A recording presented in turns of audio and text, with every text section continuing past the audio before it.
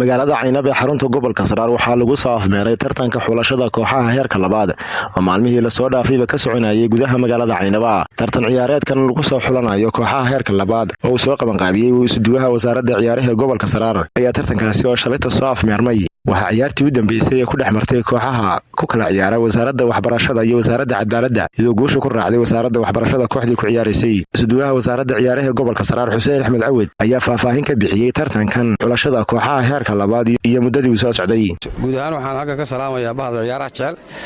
oo uga mahadcelinayaa galabta waxa socota oo halkan aan ku qabanay tartankii xulashada kooxaha heerka labaad oo ujeedadiisu tahay inaan gobolka Saraar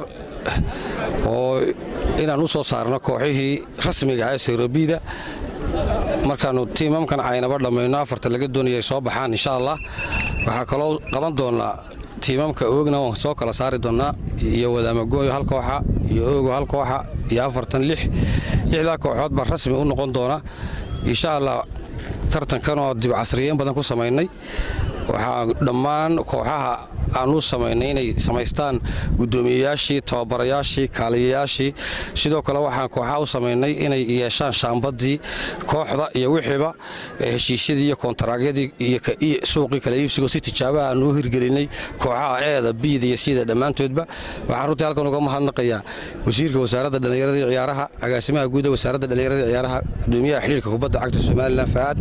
dhammaantoodba shaqada wanaagsan ee qaranka iyo bahda ciyaaraha u hayaan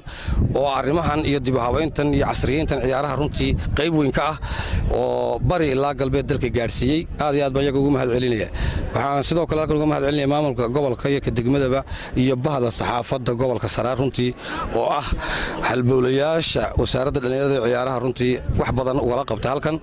waxaan halkan uga mahadcelinayaa iyagana kooxaha galabta isugu soo haray tartanka maadaama muddo dheer soconayay tartankan ilaa iyo 10 bisha maanta oo khamiisa ilaa iyo 19 bisha 6 runtii labada kooxood ku kala ciyaara wasaaradda cadaaladda iyo wasaaradda waxbarashada. runtii waxaan halkan aad uga mahadcelinayaa isuduwayaasha u jooga wasaaradda halkaas isuduwaha wasaaradda cadaaladda gobolka Saraar iyo isuduwaha wasaaradda waxbarashada ee gobolka Saraar labadaba u mahadcelinayaa siday tiimankooda u dhiirigeliyeen oo la shaqeeyeen iyo guud ahaan bahda waxbarashadaba oo taas waxay ka mid tahay inay dhalinyaradu wasaaradaha kale ee dalku ay taageeraan dhalinyarada. hadda waxa ciyaariyo kooxaha ku kala ciyaariyo wasaaradda cadaaladda wasaaradda waxbarashada goodir oo ah ciidanka booliska kooxdii u ciyaarayay heerka labaad waxa kale oo ciyaarayay kooxda wasaaradda xanaanada xoolaha dhammaantoodba wasaaradahaas iyo ciidanka booliska gobolka Saraar baa u mahadcelinaynaa. bahda saxaafadda waa u mahadcelinaynaa. labada tiim ee galabta isugu soo harayna waxaan leenahay aad iyo aad baa ciyaar kulul baa socota oo koobkii kooxda qaada runtii waxaan u rajaynaynaa kooxdii qaadaba oo hambalyeynaa insha Allah. kooxaha kale ee gobolkana ee aan soo saari doonana waxaan insha Allah rajaynaynaa inay u sii diyaar garoobaan tartamadaas. wasaaradda dhalinyarada ciyaaraha iyo xiriirka kubadda cagta waxaan ka codsanaynaa dhalinyaradan waxay buuxiyeen dhammaan ama kooxahan waxay buuxiyeen dhammaan shuruudihii looga baahnaa. sidaa darteed in loo aqoonsado kooxihii biida ee gobolka Saraar isla markaana loo qabto tartankii horyaalka gobolka ee biida markasta sanad kastaba insha Allah. maadaama eedana la qabto sanad walba kooxahan xaq bay u leeyihiin maadaama shuruuduhu bixiyeen in loo qabto tartankaas. aad iyo aad baa mahadsantihiin. sidoo kalena tababarayaasha iyo kabtanada kooxaha kala duwan ee tartankan ka qayb qaadanayay ayaa dareenkooda ka hadlay waxaana wasaaradda ciyaaraha Soomaaliland ku baaqeen in gobolka Saraar ay ka qabato tartanka kooxaha heerka labaad maadaama ay soo buuxiyeen shuruudihii looga baahnaa. magacaygu waa Siciid Cabdi Cali waxaan ahay gudoomiyaha kooxda ku ciyaarta wasaaradda cadaaladda. waxaan bogaadinayaa wasaaradda ciyaaraha iyo dhalinyarada Soomaaliland agaasimaha guud wasaaradda ciyaaraha gudoomiyaha xiriirka kubadda cagta agaasimo waaxeedyada. waxaan ku bogaadinayaa inay sanad kasta dalkan Soomaaliland ay ka qabtaan tartanka heerka labaad. waxaan fariin u dirayaa wasaaradda dhalinyarada iyo ciyaaraha waliba agaasimaha iyo gudoomiyaha xiriirka kubadda cagta inay gobolka Saraar oo maanta isku metelaya Soomaaliya Saraarba inay saamigii uu lahaa gobolkani sanad walba laga qabto dhanka sportiga hadii agabka digrasada noqoto koobka hadii noqoto de gobolkan Saraar waxa weeye maanta laba dul saaran gobolkii Sool